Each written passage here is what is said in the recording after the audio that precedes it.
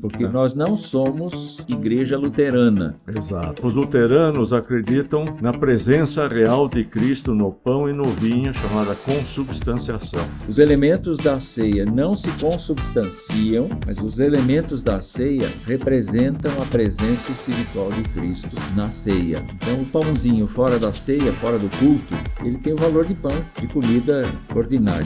Total depravity, unconditional election, limited atonement, irresistible grace, preservation of the saints. Exato. Você continue aí, nós não estamos mudando de canal, não. Não. Eu estou simplesmente tentando ler a sigla TULIP para você. Exato.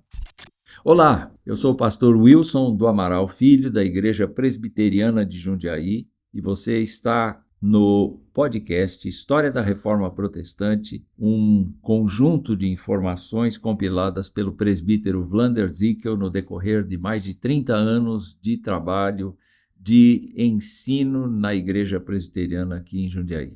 Boa tarde, presbítero Vlander. Boa tarde a todos. Vamos dar continuidade então, né? Vamos sim. Tá. Hoje, basicamente, a gente vai falar um pouquinho sobre diferenças, né, as coisas básicas que diferem o calvinismo do próprio luteranismo. Sim, porque nós não somos igreja luterana. Exato. Então, a teologia reformada teve os seus desdobramentos, especialmente na segunda geração de reformadores, não é? Lá na Suíça. Então, por conta disto, é interessante dar esse panorama inicialmente. Fazer um apanhado aqui, né?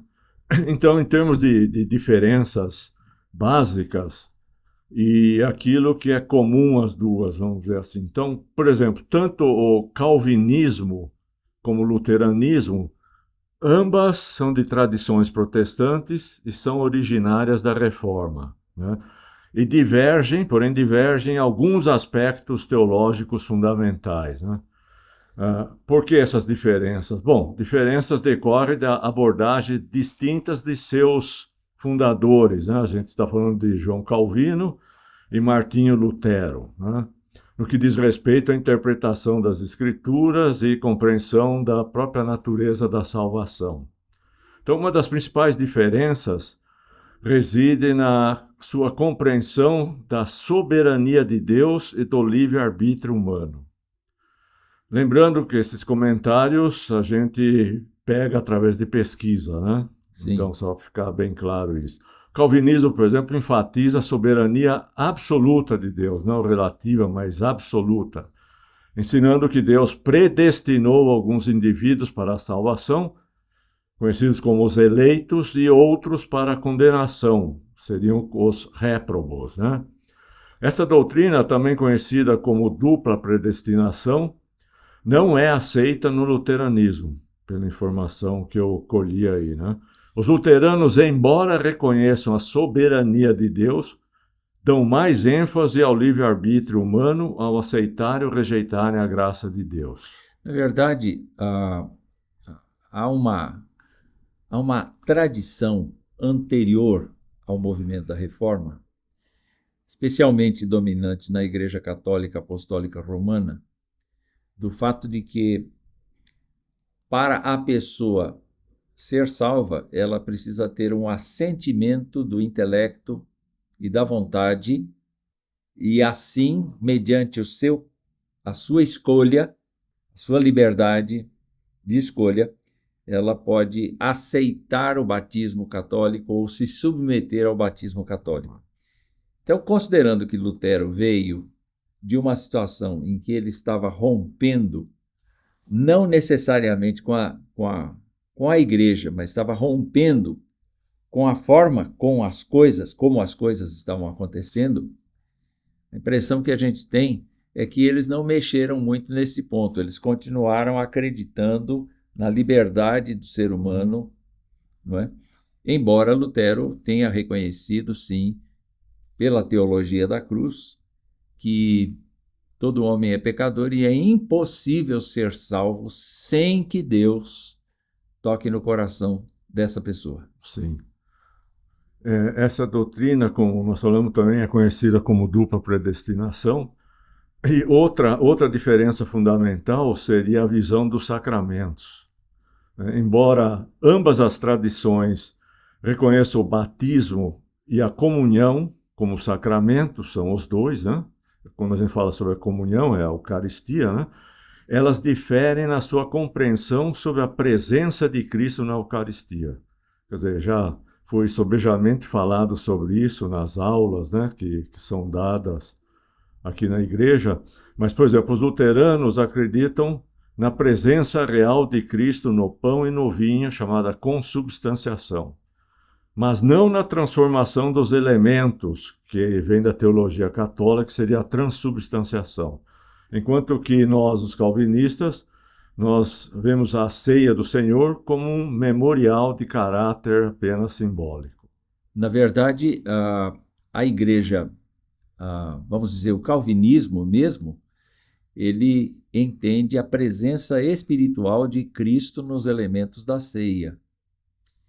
Diferente de Zwinglio, por exemplo, que aceitava apenas a ideia de, não, isso aqui não é sacramento, isso aqui é apenas um memorial, é apenas uma coisa para a gente recordar a morte do Senhor.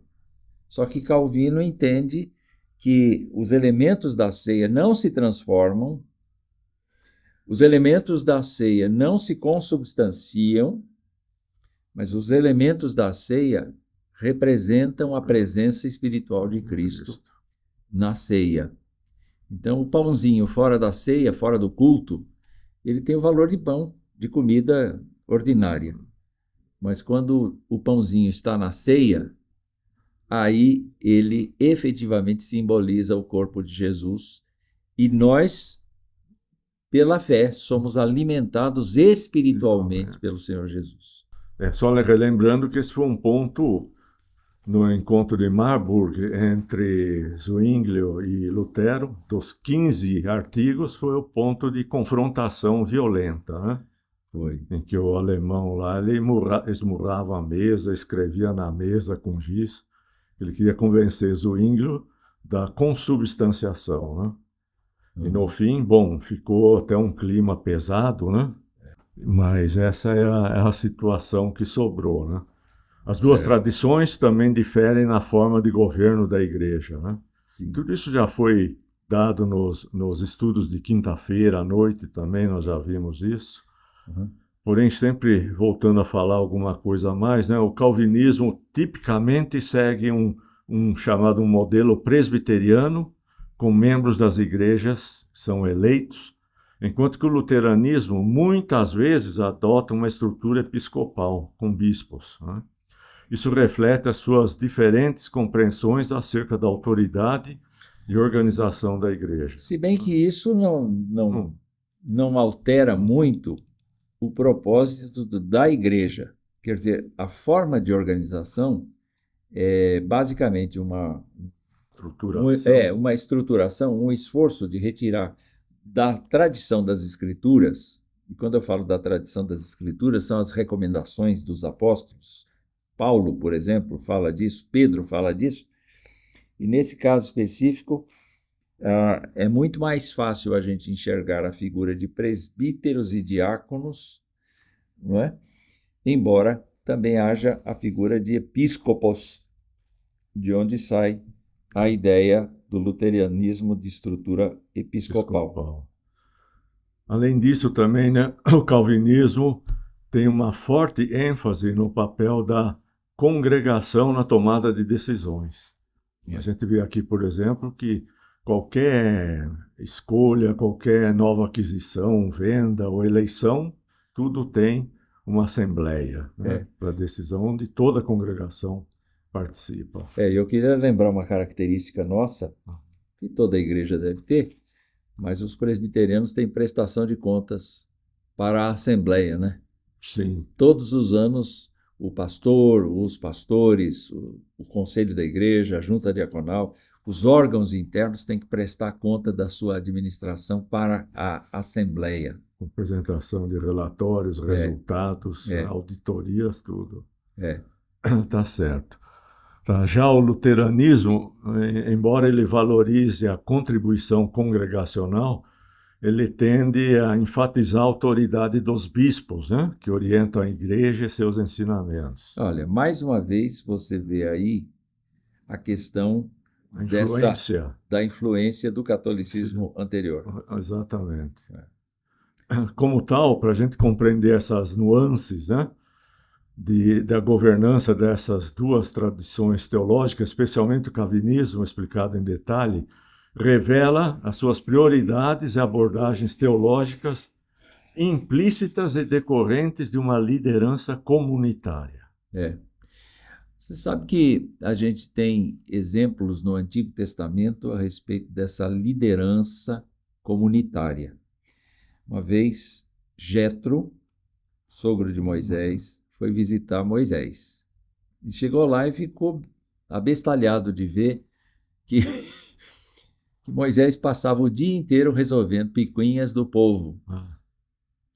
Então, ele disse assim, não é boa coisa que você está fazendo, você está se gastando em coisas que são desnecessárias para um grande líder, um líder nacional como você. Então, pegue líderes, divida, reparta a carga.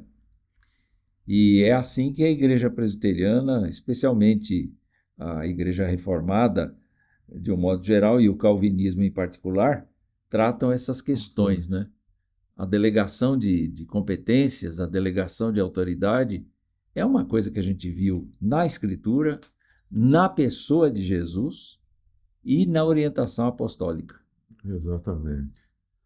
Também o calvinismo é conhecido também através dos chamados 5 pontos resumidos no acrônimo em inglês, né? Para o pessoal que gosta aí, né, de siglas e tal, TULIP, tal de TULIP, né? Sim.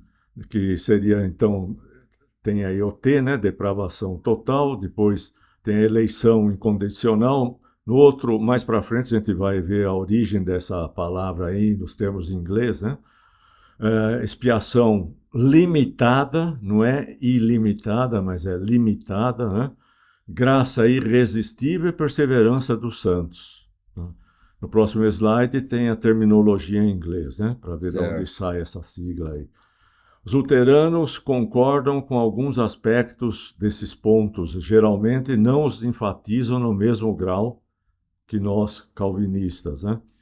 Essas diferenças teológicas podem ter um impacto significativo nas visões de mundo e até na autocompreensão, né, do povo, né, dos crentes. Sim.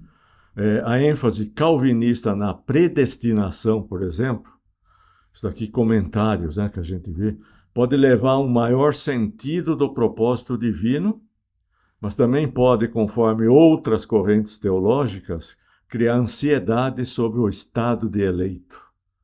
Quem é eleito, quem não é, como saber se é, como não saber se não está, o que precisa, se pode perder essa eleição ou não, né? Tudo isso daí nós já vimos também.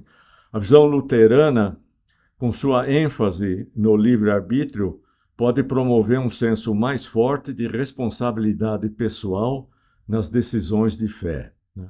Na prática, essas distintas teologias levaram a diferentes ênfases, nós sabemos disso, no culto, na pregação e na própria vida cristã. Entendo. No próximo, nós temos aqui, né, está aí só para conhecimento geral, no próximo slide, deve ser o número 176. Exatamente. Está escrito aí tudo isso, né?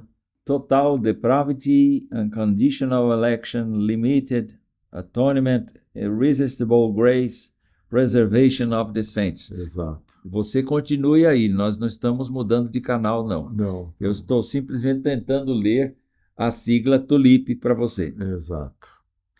Agora tem um outro quadro aqui, né, com diferença entre luteranismo e calvinismo, né? Isso daí agora depende também do nosso pastor corroborar para ver se realmente está tudo em ordem, porque eu peguei também esses estudos Vamos aqui, em né? frente. Então, por exemplo, a salvação. Sempre falando primeiro do luteranismo, depois do calvinismo. Com respeito à salvação, os luteranos acreditam que a salvação é alcançada por meio da fé e das boas obras praticadas pelo indivíduo. Certo. Calvinismo defende a predestinação, ou seja, a crença de que a salvação já está determinada por Deus. Pois é. E acho que... Se nós entendermos, vamos meditar um pouquinho nessas afirmações, é o seguinte: os luteranos trouxeram a questão da salvação, da justificação pela fé, mediante a fé. A justificação, a justiça de Deus aplicada sobre uma pessoa para ser salva mediante a fé. O calvinismo confirma isso. Ele confirma isso. Entretanto, como os luteranos estabelecem a ideia de que o ser humano pode aceitar ou rejeitar a salvação, os calvinistas dizem, olha, isso é assunto fechado, porque antes da fundação do mundo, Deus estabeleceu quem havia de ser salvo ou não. E eu queria convidar os nossos ouvintes a pensarem o seguinte: como Deus é o criador de todas as coisas, Deus tem um projeto. A gente vê nos dias da criação como ele projetou a criação de maneira ordenada, de maneira consistente, cada coisa no seu tempo. Cronologicamente, a vida humana não apareceu, nem a vida animal, mas a vida na Terra não apareceu antes da vegetação existir. Há uma porção de coisas que a gente vê ali. E, naturalmente, o processo de salvação é um processo de resgate do ser humano, e, por conta disso, é um projeto de Deus que alcança todas as épocas. Todas as épocas.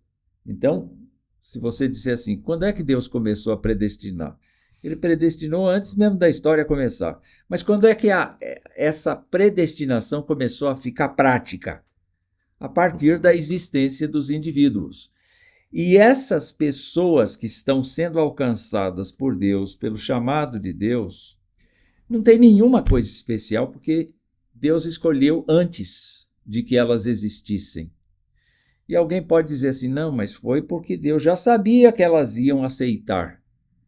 Ora, se elas iam aceitar, por que Deus precisava escolher? Mas nenhuma de nós, nenhum ser humano está, vamos dizer assim, programado para aceitar, a não ser que Deus trabalhe no coração dele. E essa coisa toda, esse movimento todo, atende ao projeto de Deus, o projeto de redenção.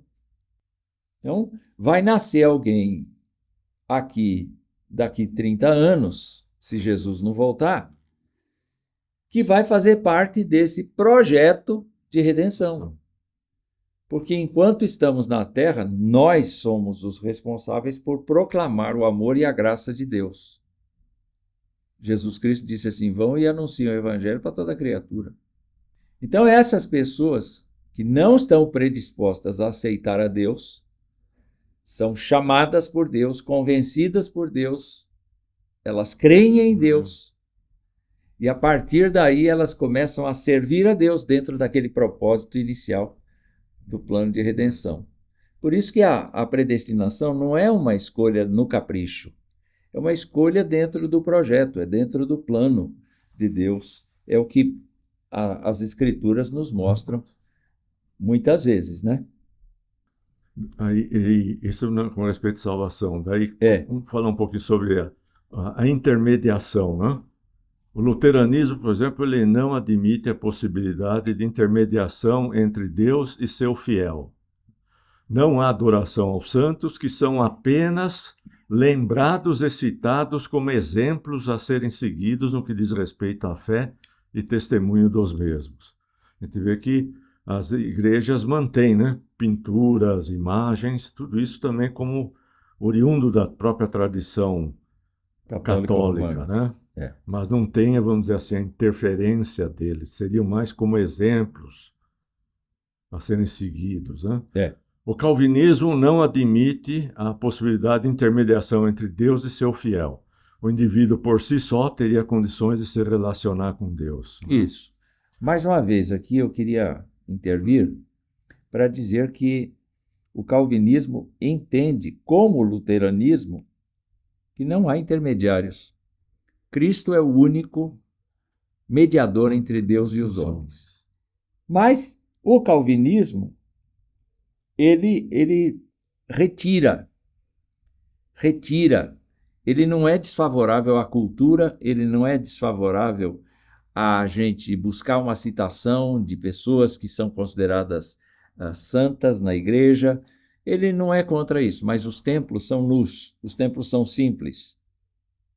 E não tem nenhuma demonstração de quem quer que seja no sentido também de adoração. Eventualmente, você vai encontrar igrejas mais antigas que tinham afrescos, que tinham vitrais, essas coisas, mas a igreja calvinista, ela é pelada, ela é nua, ela não tem nenhuma situação de demonstração de lembrança dos santos, né? Perseverança. Vamos terminar o quadro. Vamos terminar? Tá bom. Perseverança dos santos.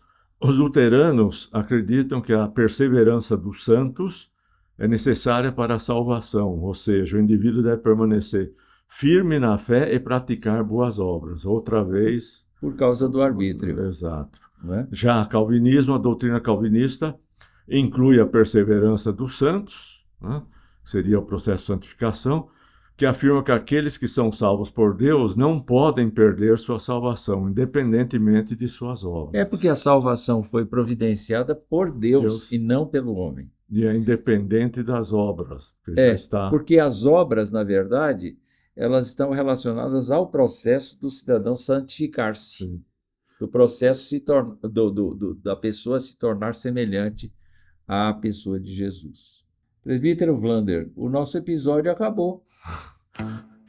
Nós chegamos ao final deste episódio aqui e nós queremos agradecer você que esteve conosco até agora. Nós convidamos você para rever os nossos podcasts antigos e também se preparar para os próximos podcasts. E, ao mesmo tempo, nós queremos convidar você para frequentar a nossa página, ver outras produções da nossa igreja e assim, quem sabe, ser ajudado espiritualmente na sua caminhada. Um forte abraço, Deus abençoe a sua vida. Até mais, muito obrigado pela atenção, até a próxima vez.